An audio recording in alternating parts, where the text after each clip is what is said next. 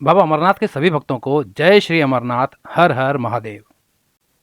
बाबा अमरनाथ की इस पवित्र यात्रा का इंतजार सभी श्रद्धालुओं को बहुत ही बेसब्री से रहता है, क्योंकि यात्रा साल में केवल एक बार होती है और कुछ ही समय के लिए खुलती है। यदि आप वह समय चूक गए तो आपको पूरा एक साल का इंतजार करना होगा। यही कारण है कि इस यात्रा में जाने के इच्छुक श्रद्धालु बार बार अलग अलग वीडियोस को खंगालते रहते हैं, जिससे कि उनको अमरनाथ जी यात्रा की प्रॉपर अपडेट्स मिलती रहें। फिर भी सही जानकारियां कई बार उन तक नहीं पहुंच पाती और वह इन जानकारियों के अभाव में यात्रा के पंजीकरण भी सही समय पर नहीं करवा पाते, क्योंकि पंजीकरण के स्लॉट्स काफ़ी सीमित रहते हैं। मेरा अमरनाथ जी यात्रा के मेडिकल और रजिस्ट्रेशन से जुड़ी इस वीडियो को बनाने का एक बड़ा कारण है, और वह कारण है एक व्यूअर द्वारा पूछा गया एक प्रश्न, जिससे साफ झलकता है कि उस व्यूअर को जानकारियों का अभाव है। व्यूअर का वह कमेंट आज 25 मार्च के दिन मुझे मेरे कमेंट बॉक्स में दिखा, और जिसमें व्यूअर ने पूछा था कि मैंने अपना मेडिकल यात्रा के एक्साइटमेंट में अभी से बनवा लिया है, क्या यह मेडिकल अमरनाथ यात्रा के लिए मान्य होगा या नहीं। इस प्रश्न के जवाब में मैं आपको श्री अमरनाथ जी श्राइन बोर्ड की ऑफिशियल वेबसाइट पर लेकर चलता हूँ, जिसके माध्यम से आपको यात्रा में होने वाले मेडिकल और रजिस्ट्रेशन को समझने में और मुझे समझाने में काफ़ी आसानी होगी। पहले मैं इस वेबसाइट पर दिए हुए पहले और दूसरे पॉइंट को आपको पढ़ के बताता हूँ।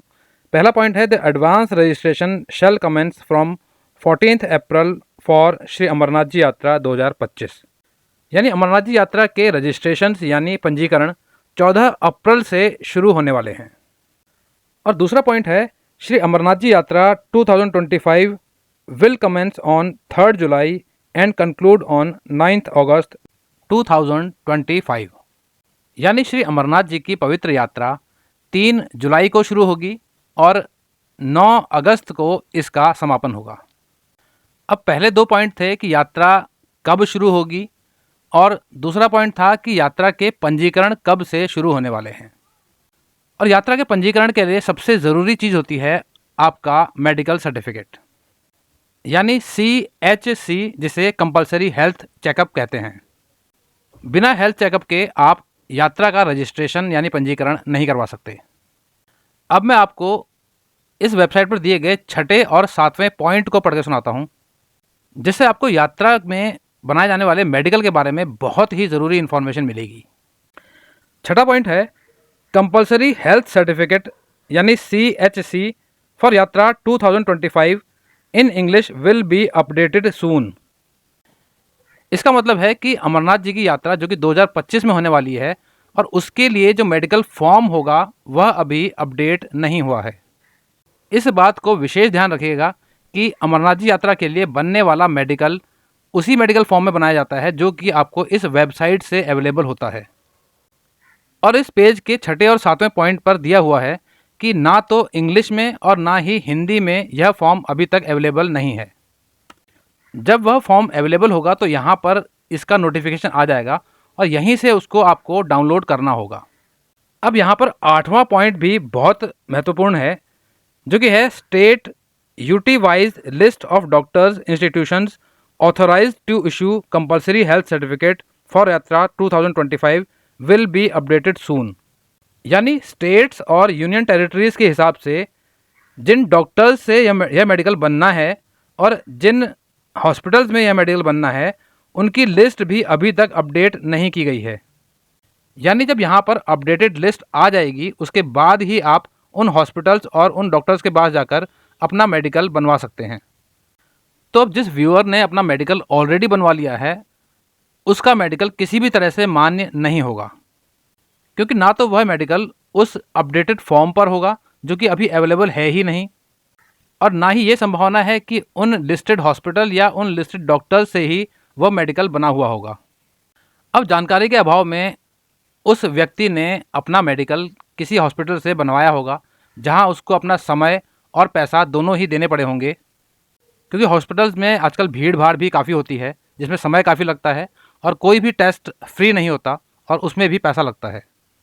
वहीं दूसरी ओर यदि आप इस साइट से फॉर्म डाउनलोड करके ले जाएंगे फॉर्म डाउनलोड करने का कोई चार्ज नहीं है, आपको फ्री में फॉर्म अवेलेबल हो जाएगा और आप उन लिस्टेड हॉस्पिटल्स में जाएंगे और वहाँ पर अपना चेकअप कराएंगे तो उसका भी आपसे कोई भी पैसा चार्ज नहीं किया जाता।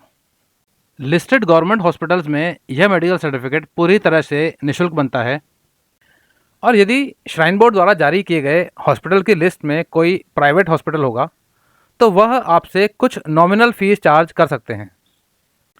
तो अब आपको एक बात समझ में आ गई होगी कि श्राइन बोर्ड की वेबसाइट पर मेडिकल फॉर्म अपडेट हो जाने के बाद और हॉस्पिटल्स की लिस्ट आ जाने के बाद ही आप अपना मेडिकल बनवाएं। अभी एक और व्यूअर का प्रश्न था कि मैं उत्तराखंड में रहता हूं और जॉब दिल्ली में करता हूं, मेरा आधार कार्ड उत्तराखंड के एड्रेस पर है, तो क्या मुझे मेडिकल सर्टिफिकेट उत्तराखंड से ही बनवाना पड़ेगा या फिर मैं दिल्ली में भी अपना हेल्थ सर्टिफिकेट बनवा सकता हूं? तो यहाँ पर मैं आपको क्लियरली बता दूं कि आपका आधार कार्ड पर एड्रेस कहीं का भी हो, इस चीज़ से कोई फ़र्क नहीं पड़ता। ये बात ज़रूरी है कि जो हॉस्पिटल्स की लिस्ट साइट पे अपलोड की जाएगी केवल उन्हीं हॉस्पिटल से ही मेडिकल आपका बना हुआ होना चाहिए। तो आपका आधार कार्ड किसी भी स्टेट का हो, आप जिस स्टेट में रह रहे हैं आप वहीं पर निर्धारित हॉस्पिटल्स पर अपना मेडिकल बनवा सकते हैं। अब आप यदि यात्रा का रजिस्ट्रेशन ऑनलाइन करते हैं तो आपको यह मेडिकल फॉर्म अपलोड करना होता है और यदि आप ऑफलाइन रजिस्ट्रेशन कर रहे हैं तो आपको रजिस्ट्रेशन फॉर्म के साथ में यह मेडिकल बैंक में जमा करना होता है। किन बैंक में यह जमा होगा इसकी लिस्ट भी आपको इसी वेबसाइट पर मिल जाती है। और हाँ, मेडिकल तो पूरी तरह से निःशुल्क है, लेकिन रजिस्ट्रेशन के लिए 150 रुपये का शुल्क लगता है जो कि आप ऑनलाइन या फिर ऑफलाइन बैंक के काउंटर्स पे जमा कर सकते हैं। तो यह वीडियो मैंने स्पेशली उन लोगों के लिए बनाया था जिनको कि यात्रा के लिए मेडिकल कैसे करवाएं इस बात की जानकारी नहीं थी। तो चलिए अब इस छोटी लेकिन महत्वपूर्ण जानकारी के बाद मैं अब अपनी वाणी को विराम देता हूँ। वीडियो यदि पसंद आया तो वीडियो को लाइक और शेयर जरूर कीजिएगा। नई जगह और नई जानकारी के साथ मैं आपसे फिर मिलूंगा एक नए वीडियो में।